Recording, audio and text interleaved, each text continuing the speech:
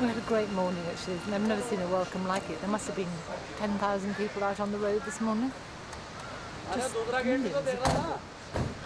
We've got a car full of flowers and banners and welcome messages and things saying please send me a postcard. It's just wonderful. We're very sorry to leave Nepal.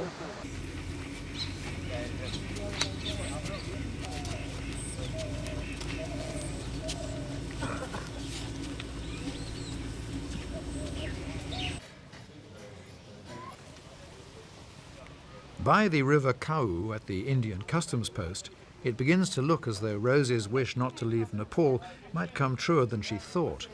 Everyone waits, nothing happens. Complete chaos. Complete chaos, I think. India's a nuclear power. How long have you been waiting now? Powerful. Power failure. Power failure. Power failure, chaos. With nuclear power. Flies. The rally director has paid £16,000 to the customs to process us quickly. So far, Phil Bowen is not impressed.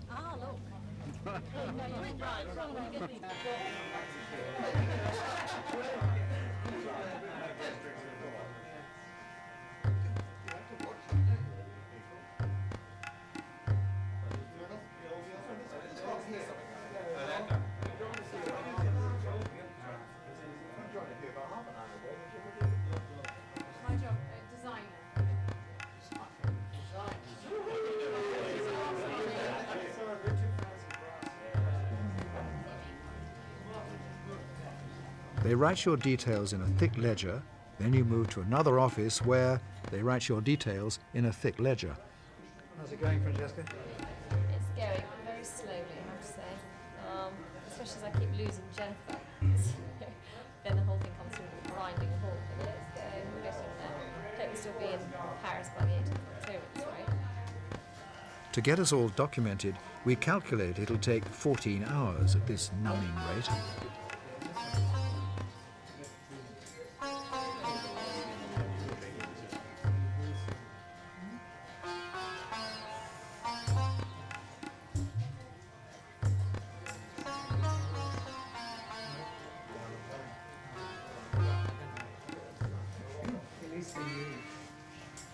Five to 10 minutes per car. I have to tell you, my argument is not with customs, because they have a complicated job. They have cars and equipment. These guys up here, you know, when you come to India, as I do hundreds of times, they just stamp your book and stamp your card. Why are we being treated any differently from anyone else? When will we get normal treatment? When will we get past the barrier into India?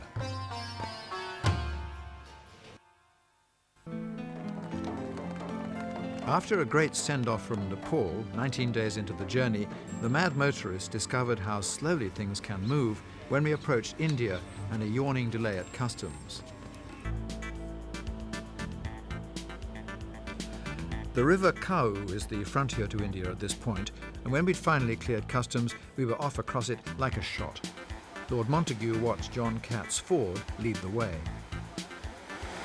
Yeah, the cat not going out.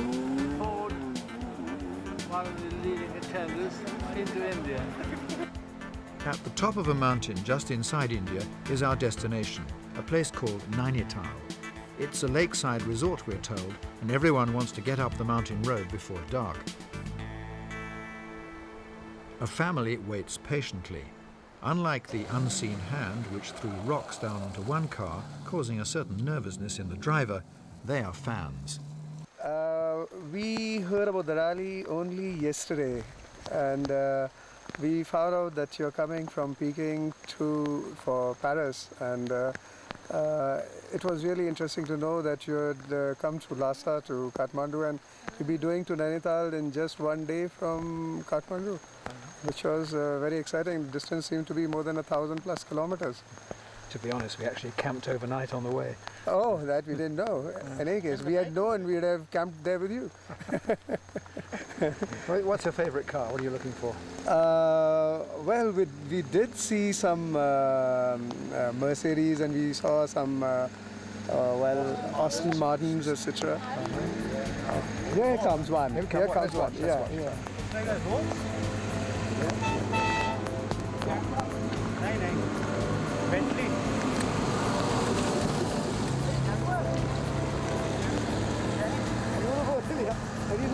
right up at the back. They were right, not a Bentley, but a Jaguar. And this is a 1955 Land Rover driven by Nigel Challis and Anthony Jeffries with verve and patriotism, but not with quite enough caution. Everyone's rushing to the top, but the bends are sharp and the gravel is loose.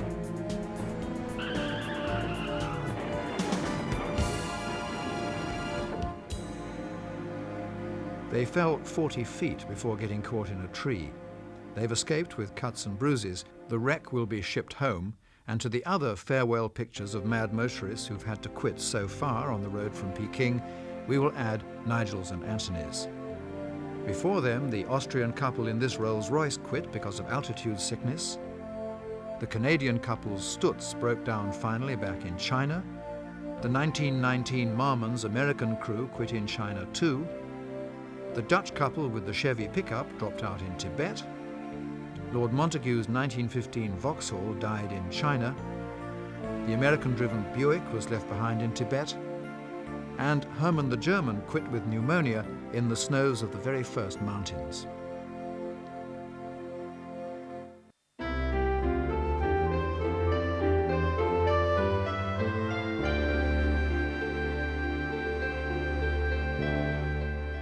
Good morning, it's 7:30. Adrian has brought us down to the lovely freshwater lake to go in the boats for 10 minutes relaxation, as he puts it. The Chelsea girls have a photo call on the lake. It's with Adrian from the Sunday Times, which is following them and their car Gordon. Right now, you have to just try and sit in the middle a bit. Okay, there we are. Relaxed, joke. All I'm worried about are Gordon's tyre pressures. Exactly. Adrian said we have to have some relaxation. Well, that's a joke. We've got a few more days to go before we get to Paris. Not to mention the fact I haven't had so much makeup on in absolutely weeks. He feels rather disgusting. I feel like a tart. Can't be helped. Otherwise, he wants to take a photograph of us for a Sunday newspaper, which, can you imagine lying in bed on a Sunday morning and waking up to Jennifer and me looking lurid like this? It would be enough to ruin your weekend in one hit, I should think. Girls. Oh, my hair. He appears to know what he's doing. Still got his coat on. I know. Adrian has the biggest lens he owns on the camera in order to give us soft focus because of our lines, puffy eyes because of the damp evening. Above the middle white building and to the left, right at the top. Right at the top. That was our hotel, where they serve a delicious baked cockroach.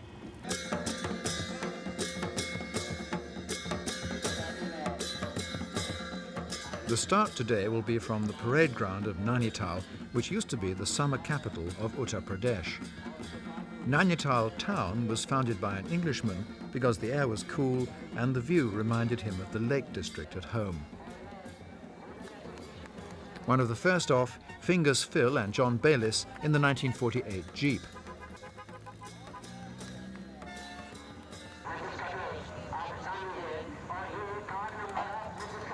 This very English motor is driven by a Dane, Shell Jessen. Good chap, that Jessen. Drives a Bentley and does a passable imitation of a real Englishman.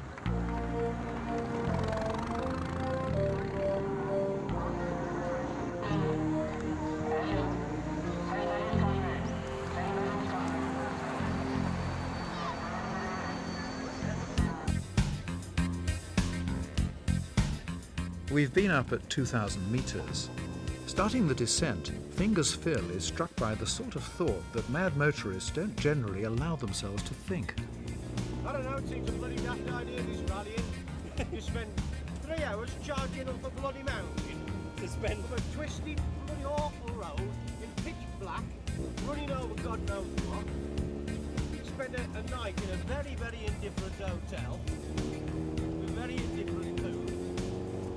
Just work or back down the bloody mountain. At least you can see where you're going to fall off now. Oh, shut up, Phil. I don't know which is the better.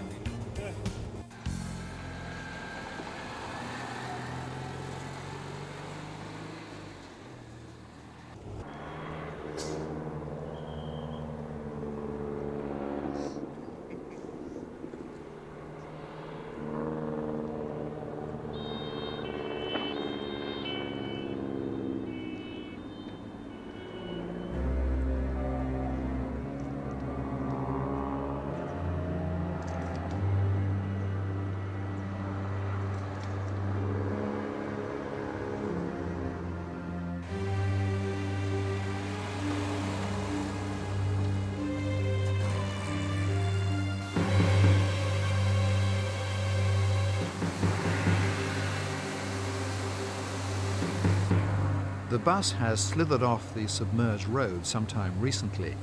Whatever may have happened to its passengers, for us it serves as a warning not to brake or turn the steering wheel here.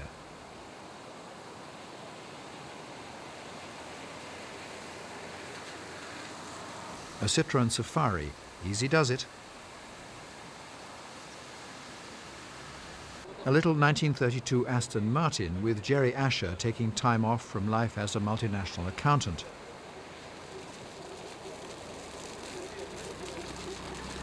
And Australia's indestructible battler, the 1965 Holden.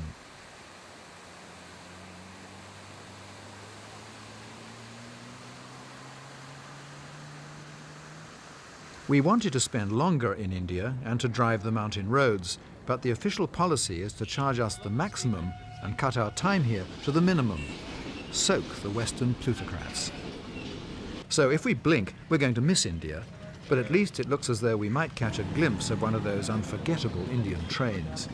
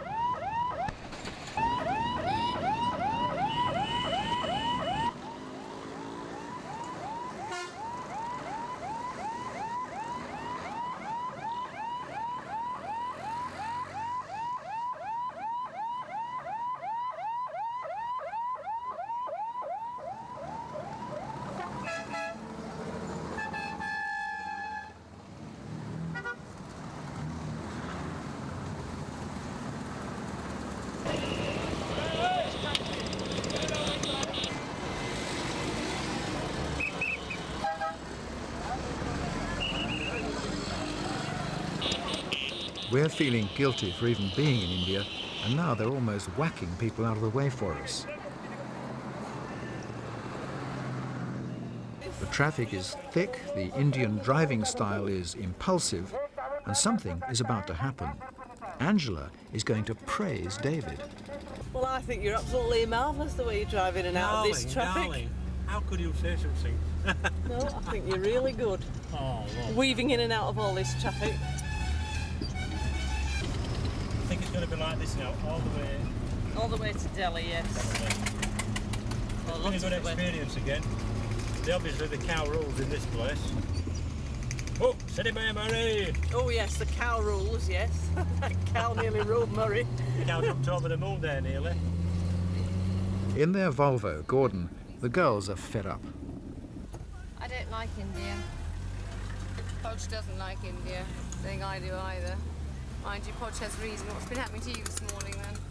This morning I went to get Gordon when we parked for the time control, and I walked back to get him, and I got mobbed. They wouldn't let me in the car, and it was a group of about 50 men, and they all started pulling at my shirt, trying to pull my shirt off me, and I mean I've got finger marks all over me, and it was very, very frightening. It was really horrid. So I took the car up to time control. Jennifer came rushing out to tell me not to go past the flags to get time penalties, and quite frankly, by that point I didn't care. It was terrible, it was really horrible, and it was scary. But it's something we've learned a lesson from, or I have anyway, that I'm not going to walk down any roads on my own, any distance from anybody else. It's just not worth it. In fact, the boys at the time control said that if we were worried about anything like that, just to drive up and it just wouldn't matter at all.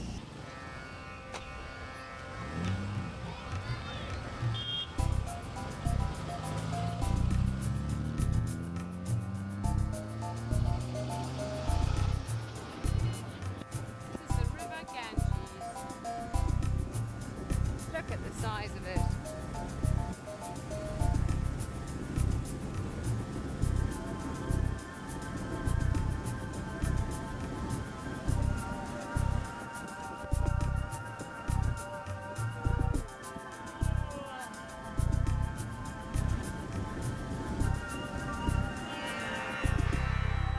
Today's long haul ends in Delhi at a grand hotel, the Ashok, with a welcome that's probably traditional and certainly hard work.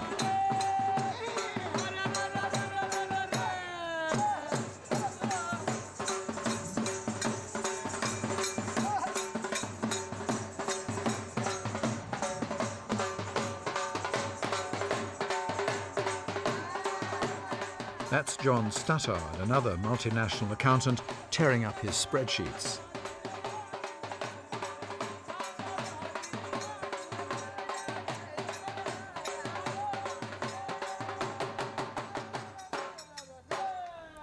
Dave Bull is walking on air. Angela was nice to him.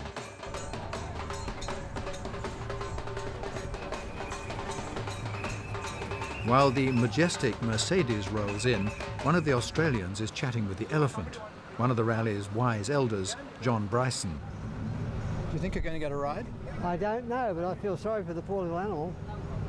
And that hot weather underneath there, and he's a beautiful beast, isn't he? And good day, boy. Tigers are on the mind of our ultra-British Dane, Brigadier General Jessen.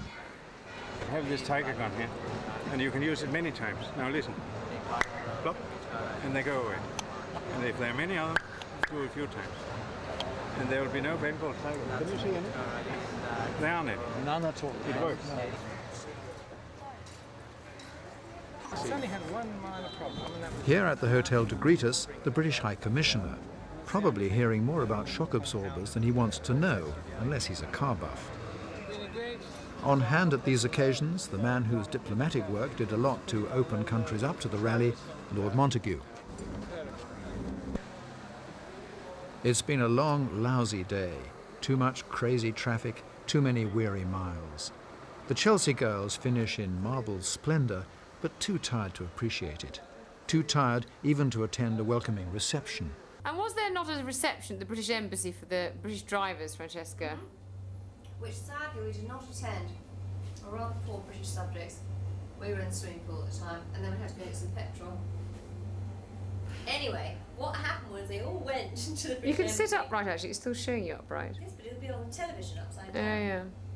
They all went to the British Embassy, and the British ambassador, in fact the High Commissioner, wasn't there. The bar was. So they just went in there and dragged their faces off, and then they came home again. Which seems Very good. a waste of time.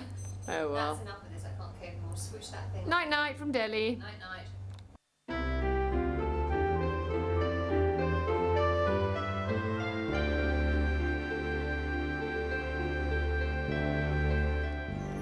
The last day of our rush through India.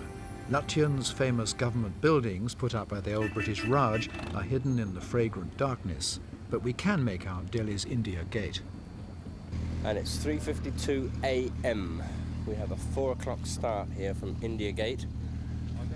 The problem being we've got 500 kilometers to do, and we've got to get up and hopefully through the Indian border at Amritsar before 4:30 this afternoon when they shut the border. So the rally's starting at 4 a.m. with 4 cars per minute. They've scrapped the time and passage control on the way, so we're just doing a 10-hour stint straight up to Amritsar, get there as fast as you can, get through customs.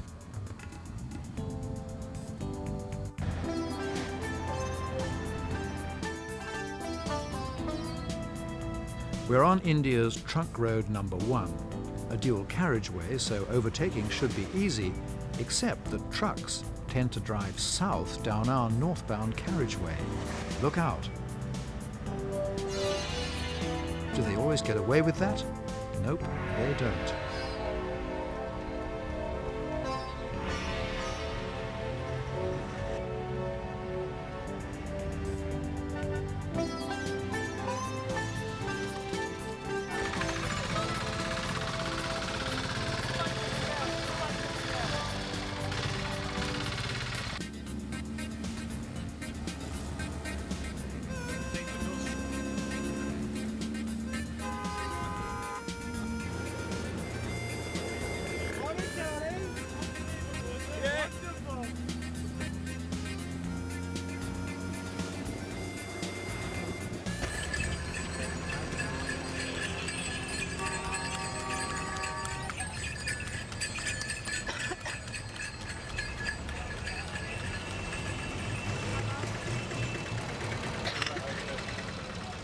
It's the worst run, I think, that we've had since we set off. We've driven 300 odd miles from Delhi. We left this morning at 19 minutes past 4 and we arrived 8 hours later, non-stop. Sweltering heat, and that much bloody smoke comes out of these wagons. It's incredible. Every wagon, cars, every wagon is just decrepit. Just belching smoke out all the way. It's been terrible. And the reward for our foully perfumed day, a queue to get out of India. But it shouldn't take long. After the shambles at customs when we came into the country, they've promised us fast-track treatment. The fast track hasn't kicked in yet. Time enough for Too Tall Don to do some relating. If I give you $1, Yes. you eat the chips. Yes. You eat the chips? I'm my friend. Okay. It's Pagan. Okay. You have to eat them. Yes. You can't. You have to stay here. I'm seeing. $2. No, $1. Okay, $1. $1, 2 chips. Okay. Okay, something. No, you eat them. Now. Go there, Nikali. Open. Here. Ek tu kha. Bang de kha. Give chips to everybody. Khade khao. Khao sare jane.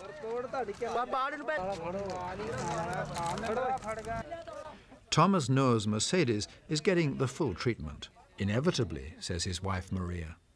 Thomas, being a good German, he cannot stand to have his car dirty, so he must clean it every moment he has an opportunity. Of course, if somebody's around to clean it for him, it's much better. So that's what he's doing now, killing the time. Keeping me lady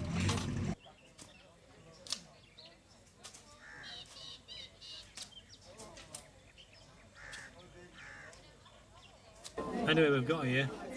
And we have to go all through this process again of looking at passports, 4 people looking at passports, another man stamping it, and then into another room to get somebody looks at the carnet, fills in another bloody book, then he passes it to somebody else which fills these forms into another book. Then we come out of there, get in the car, go down the road 50 yards while we're still in India. They want to see the passports again. So we all have to get out and fill the passport numbers into another bloody book. Then we get back in again. And then we go over the border and we're into Pakistan. Then we have to go into the Pakistan Customs Agency. See all these officials again. Go into this room with the passports, all 3 of us. They look through them, give us them back. And now we've just come outside. We're stopped again now. They're going to take us in bunches of 50 plastic cars to Lahore, which is about 25 kilos away. It's unbelievable. I can't fucking believe it. Oh dear, we got here at what? We've been here over 2 hours now. It didn't take much longer from Banbassa, coming from Nepal into India. It's incredible. But that drive today was just something else. It was unbelievable. I don't know if that's rallying or not. Certainly endurance. But I don't know about all else. I think the worst days are going to be the 2 days up through the Pakistan border into Iran, and one day at 760k or 750 or whatever. And another day at 600 odd. It's going to be a bastard. I've got Melissa on outside the car now, looking in, trying to get a bit of glory on this video screen. Is that right, Melissa? You what? This is Melissa Ong. She's put a top on now, because she just had a bra on before. No, I But she's had to cover up. She's had to cover up to get into Pakistan. But she's still showing a bit of leg. Bye-bye, India. Yeah, we have to get on. Have you got all your papers done? We need to go to Pakistan now. Border now. We're done We're not India. coming back. With India. Done with India. We are through with India. Sorry to lose you. Oh well, we've only been here half a day.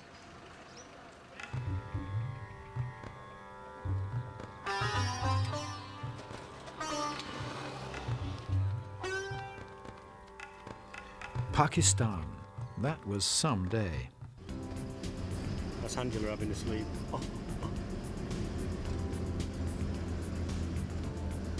We're stopping probably the best hotel in Delhi or in India, in its class. We're only there 6 hours. Just everything doesn't seem in perspective somehow. We get up at 3 o'clock in the morning, we're in bed at 10 o'clock the night before, so we get here on the border, because it shuts at 4:30. And if that dog's not going to get careful, it's going to get run over. Whatever, this looks more like it. Lodge Hotel. Looks quite plush, really. Hey, I love Peking to Paris. Oh, fancy that. Thank you, my man. Hard days and kind welcomes. There are far harder days ahead, and some not so kind welcomes.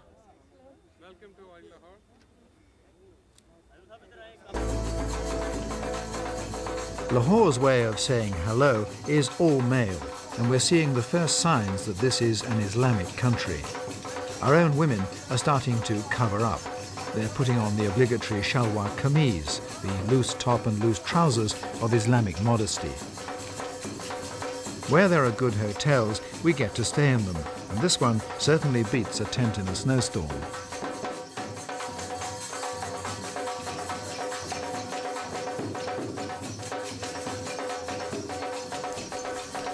Talking above the drums is the German dentist from the delicate antique Bugatti car, Rosie, not yet fully covered up, fingers Phil from the Jeep, sporting a shalwar kameez fashion of his own, Phil Bowen, Rosie's partner in a Volvo, and navigating one of the great Bentleys, Jonathan.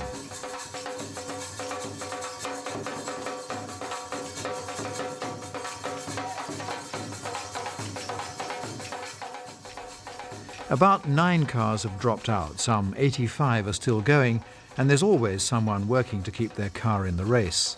The 1938 BMW is being nursed along by a brother and sister team.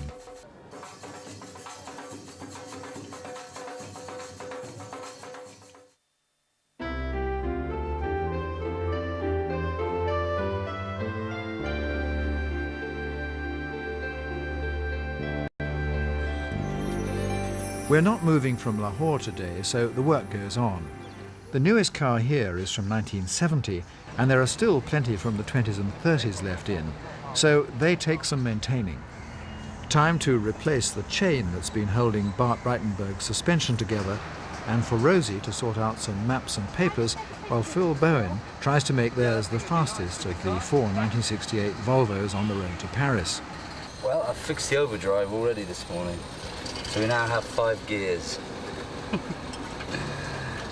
And I